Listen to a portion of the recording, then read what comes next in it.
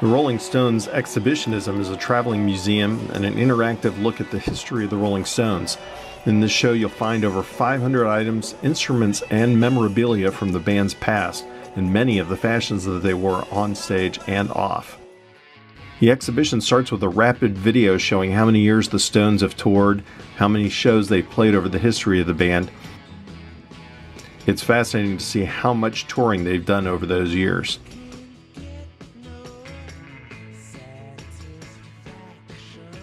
In successive rooms, you'll find incredibly detailed notebooks on recording sessions, demos, and different ideas on what is working and not working in various songs.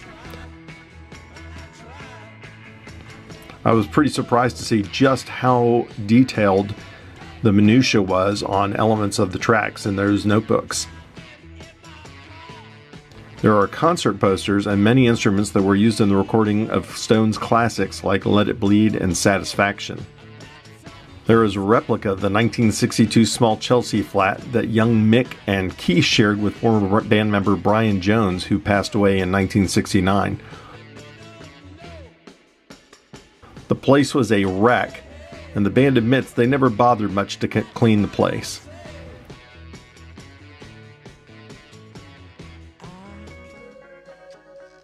A mock recording studio included many vintage instruments, as well as headphones that you could listen to brief interviews with members of the band and producers, such as Don was, on what the recording process is like with the Stones and how they like to work.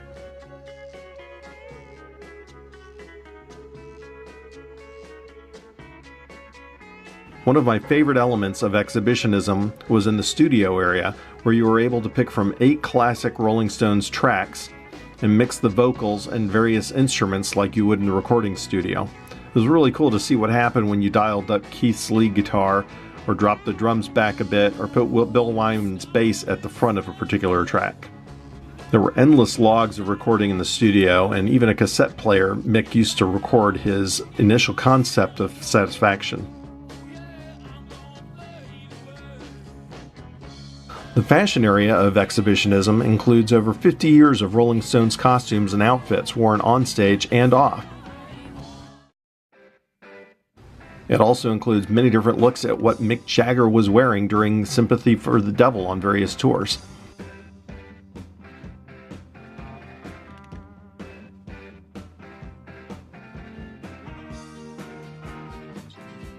More instruments appear throughout the exhibitionism, including Keith's guitar used in the recording of Gimme Shelter, and a 1963 Gibson Hummingbird Mick used to write Can't Always Get What You Want and Sympathy for the Devil.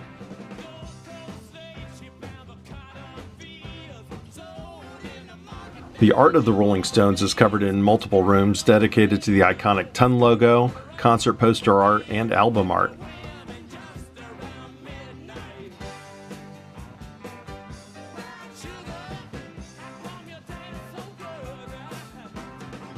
The prototype cover for Some Girls is featured, and the idea came from a magazine ad. The original cover included Farrah Fawcett, Marilyn Monroe, Lucille Ball, and Judy Garland, in addition to the Rolling Stones themselves.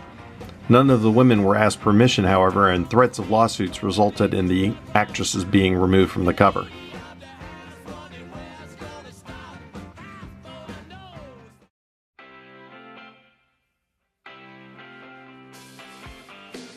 Exhibitionism wraps up with models and drawings of staging for some of the Stones' elaborate live shows, and set lists including the keys the songs were being played in that night.